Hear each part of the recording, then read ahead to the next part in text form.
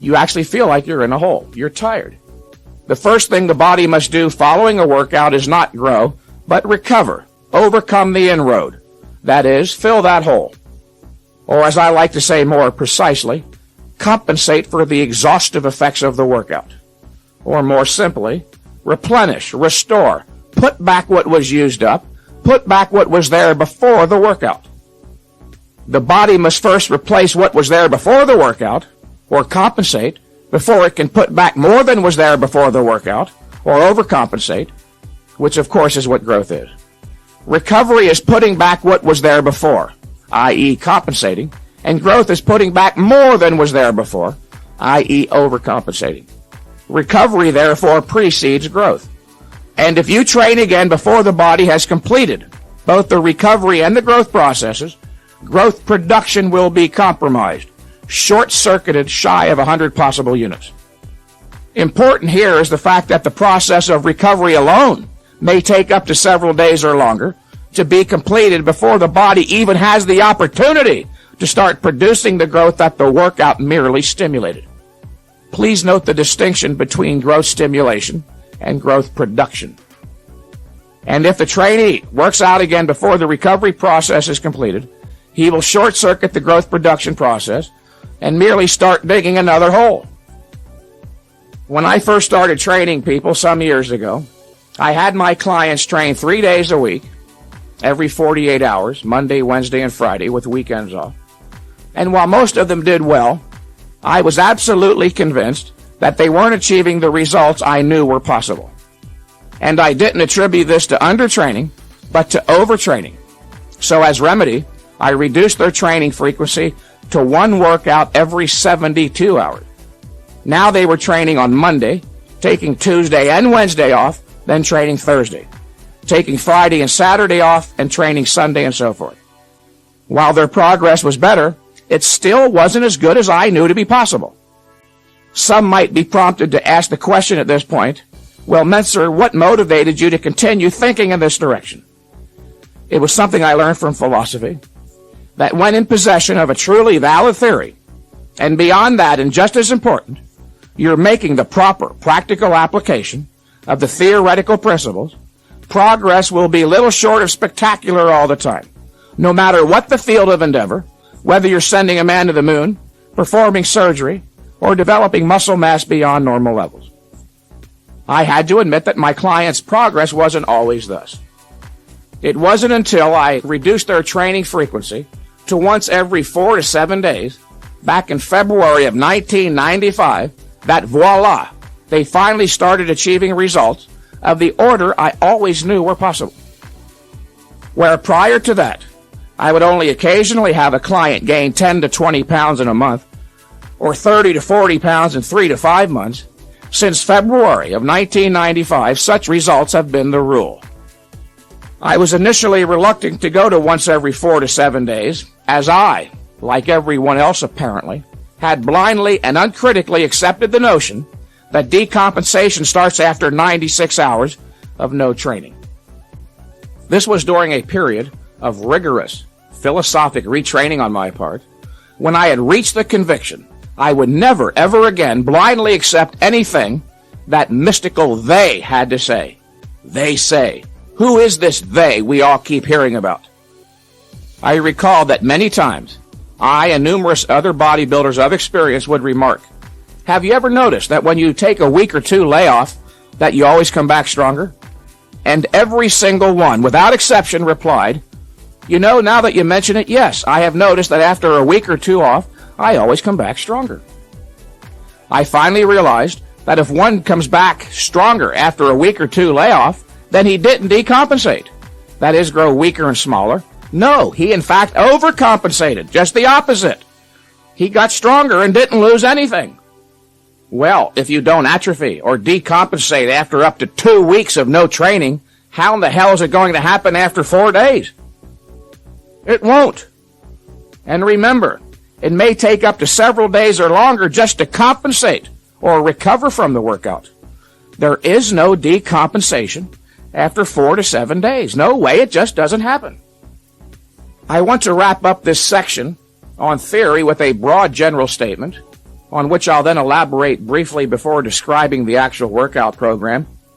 It is this, and I'd like you to write it down, please, very important. The big picture in bodybuilding is comprised essentially of two elements of equal value, 50-50. Not 60-40 or 70-30, but 50-50. The first element, 50% of the big picture, of course, is the workout itself. And the other element, just as important as the workout, the other 50% is the rest period between workouts. And this is why that is true. The workout, you understand, does not actually produce muscle growth. Remember, the workout merely serves to stimulate or trigger the body's growth mechanism into motion. It is the body itself, of course, which actually produces the growth, but only if left undisturbed during a sufficient rest period. You don't rest enough, you don't grow enough. Now, if you accept my premise that the rest period between workouts is that important, do you see where it follows logically that there has to be a perfect or optimum number of days of rest, and anything less than that will compromise progress? And I have found that for most, one workout every 4 to 7 days, as I said before, is literally almost miraculous compared to any other frequency protocol. Okay, that's enough with training theory. I'd like to start this section on the actual training routine with a prefatory point. Only if there was a God would he have the luxury of being able to read your genetic material, your DNA, and say to you with absolute certainty, "Sir, thou shalt perform 4 sets per workout, once every 101 hours. Any more, any less will compromise your progress." The point here, of course, is that I don't even have the luxury of being able to work with you in person, let alone read your DNA. Therefore, I can't guarantee anyone I'd start him out on the same baseline program the Almighty would. But then I ain't so sure it'd be all that different either, as at least we'd both be clear about the fundamental principles. I am going to suggest that everyone start with what I have determined, through vast personal experience as a trainer, works quite well for most. And if after finishing 3 cycles of the 4 workout program, your strength hasn't increased significantly, that you switch to the consolidation program as described in the booklet that came along with these tapes. You might want to take notes on my description of the baseline program, although it too is contained in the booklet. I want to go over this one verbally, however, as there are numerous important points and details which I believe you'll better understand if I explain them on tape. Some of the points relate to safety, and as a personal trainer, of course, safety is always of paramount concern. You will start by training once every 4 days on a 4-workout protocol. So, if you start on a Monday, that means you wouldn't train again till Friday. After Friday, you wouldn't train again till Tuesday, then Saturday, and so forth, once every 4 days. And if a scheduling problem arises, so that you can't make it into the gym on day 4, take off 1 more day and train on day 5.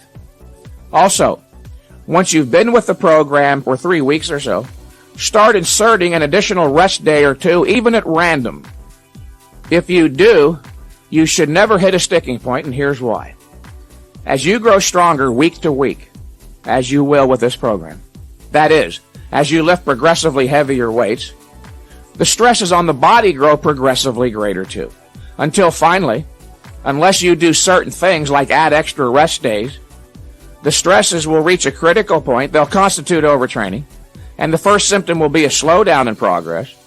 And if you continue with exactly the same volume and frequency protocol, there will ultimately be a complete cessation of progress. Continue inserting the additional rest days with greater and greater regularity until you are only training once every 5 days. Then start inserting an extra rest day at random, a 6th day. Continue inserting the extra rest day or days with greater regularity until you're eventually training once every 6 to 7 days. Once the fundamentals of intensity, volume, and frequency are grasped, this issue becomes the most crucial one of bodybuilding science.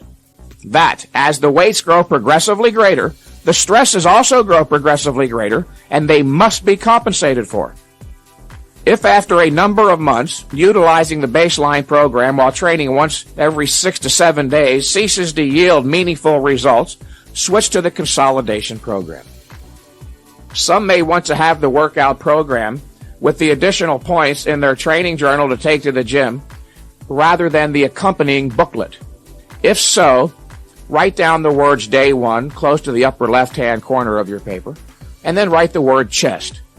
Next to it, the number 1. Exercise number 1 for the pecs will be pec deck for 6 to 10 reps to failure. Now from here on, you won't have to write the words to failure, as that is a given, and 6 to 10 reps is merely a suggested guideline. There is nothing magic about the number 10. If you reach 10, but you see you might go to 13 reps to failure, don't stop at 10, go to 13.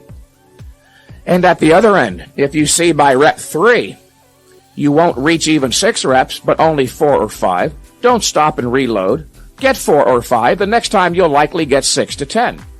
And if you don't have access to a pec deck, then flat bench dumbbell flies or cable crosses may be substituted.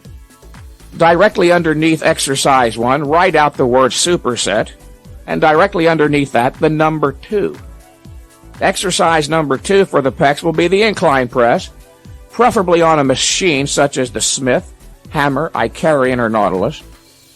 If you don't have any machine for the incline press, you may perform either regular free weight barbell incline presses or incline dumbbell presses.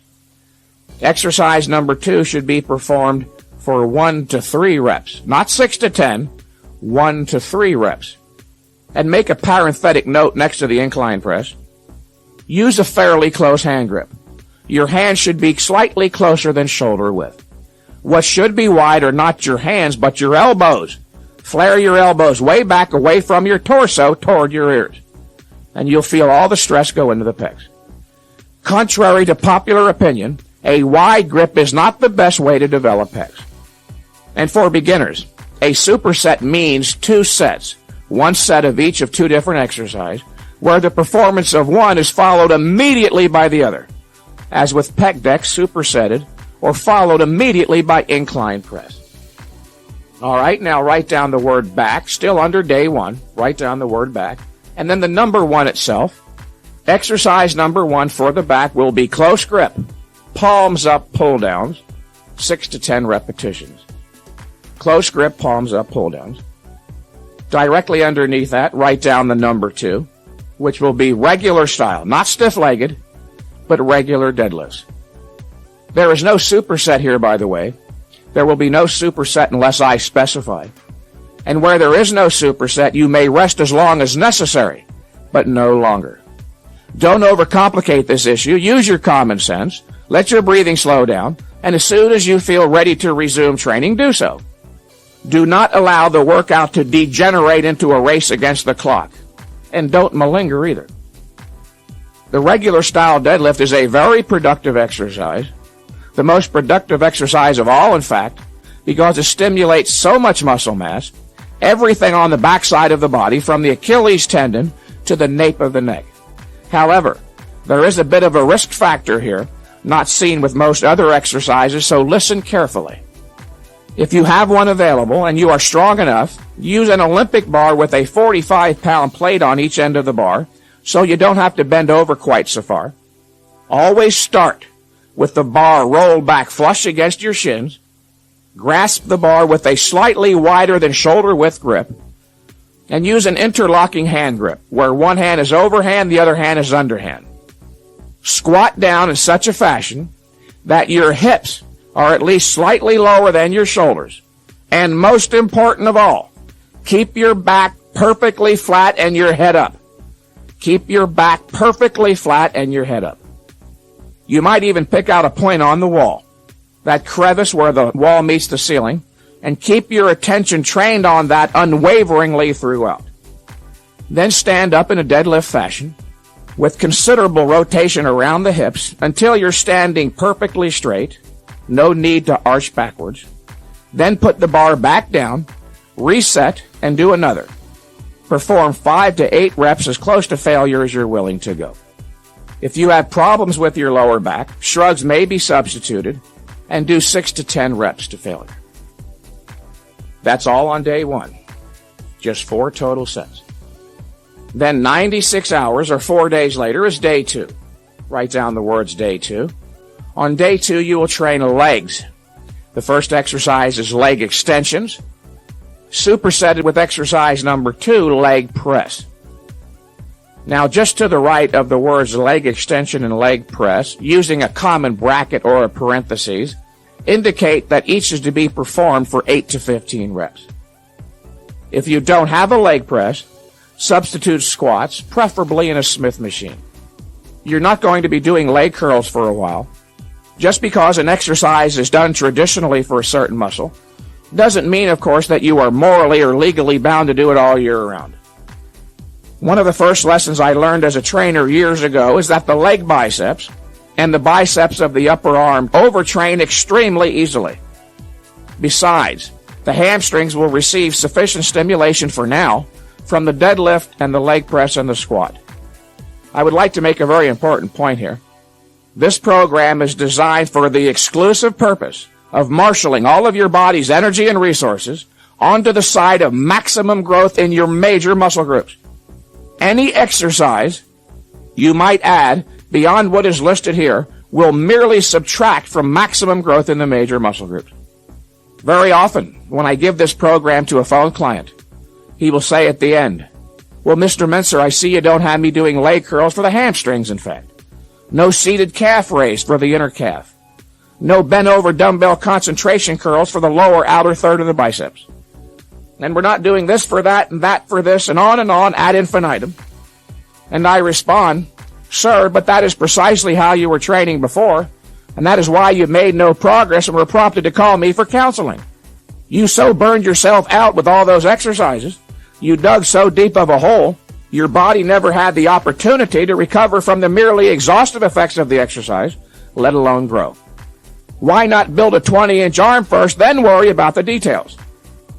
Remember, the issue of volume in anaerobic exercise is a negative factor, as I stated earlier, and that your purpose is not to see how many sets you can do or how long you can endure.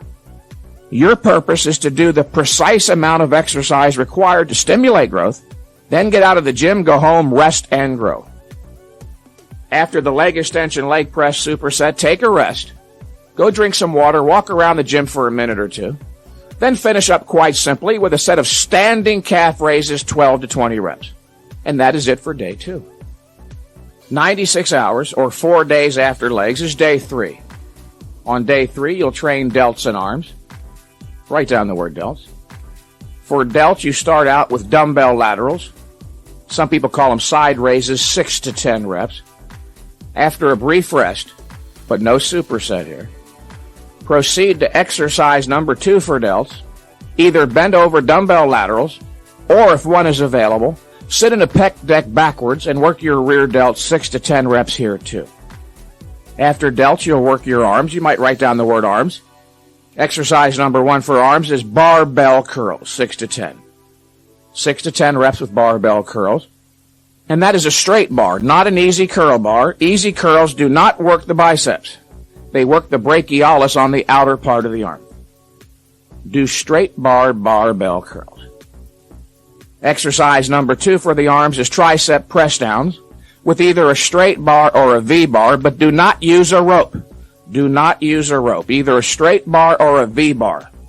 6 to 10 reps for the tricep press down. And if a press down machine is not available, perform 1 set of lying French presses for 6 to 10 reps. Immediately after the press downs, in superset fashion, proceed to dips between parallel bars for 3 to 5 reps to failure. 3 to 5. If you can do more than 5 reps with your body weight, then add weight. And if you can't do any positive or full range dips, then place a chair or bench between the dip bars, stand up into the straight arm, locked elbow position, and lower yourself in negative fashion, taking several seconds to reach the bottom. Then stand up on the chair into the straight arm position and do it again. When you can perform up to 10 negative dips, with each rep taking several seconds to complete, you should be able to do regular full range dips. Okay, 96 hours later is day 4. Legs. Yes, legs again. This time you will start with leg extensions and follow immediately in superset fashion with Smith machine or free weight squats, but don't do hack squats unless absolutely forced to do so. Hack squats are not very productive, and they stress the knees inordinately. You will perform the leg extensions differently this time, using approximately 30 pounds more than the last time when you performed the leg extension with the leg press.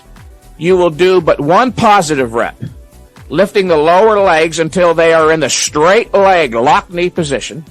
You will hold that position statically. This is called a static hold rep. The weight will be sufficiently heavy so that you're limited to holding the straight leg lock knee position for approximately 10 to 25 seconds.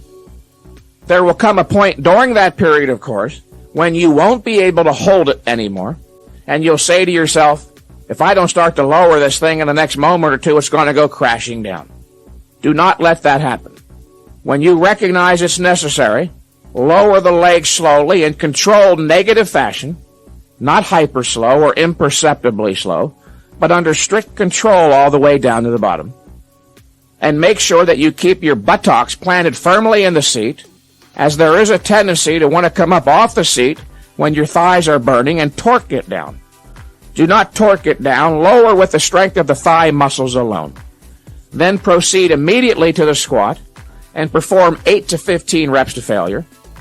Take a rest for a couple minutes, go get some water, and finish once again with a set of standing calf raises 12 to 20. And then 4 days later, you start over with day 1 and repeat the 4 workout protocol as already described.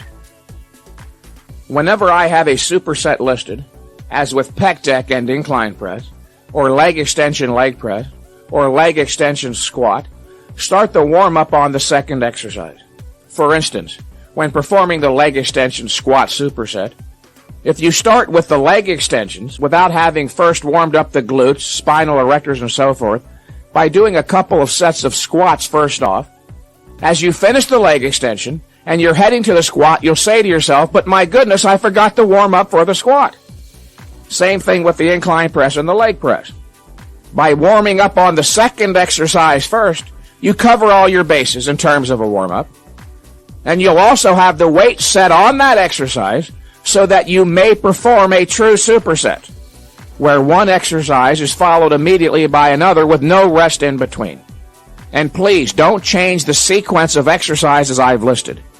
Everything I've given you here was for a good reason, which is not to say that you can't periodically change exercises, although I would be hesitant, as the exercises listed are all the best ones for the muscles involved.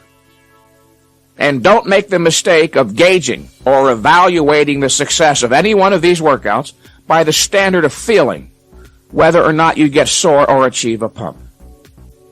I see certain people who have been training at Gold's Gym in Venice, California for hours every day for years. If achieving a pump was a surefire indication that growth was stimulated, these people would have 28-inch arms by now, as they get pumped every time they work out. The pump, of course, is only temporary and does not indicate that growth was stimulated.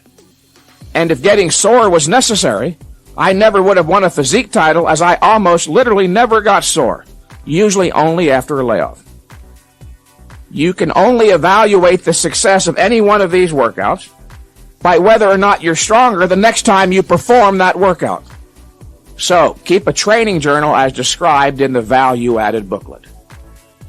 I would suggest that if you have been training recently without a layoff prior to the time you intend to start this program, take a break entirely from training for 2 to 3 weeks.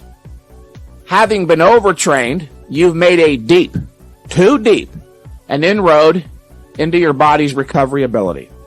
It is important that this inroad be overcome so that when you start with a properly conducted high-intensity routine, your body will have recovered all the biochemical resources necessary for optimal growth production. Please refer to the accompanying booklet for more information on how to properly implement this training program.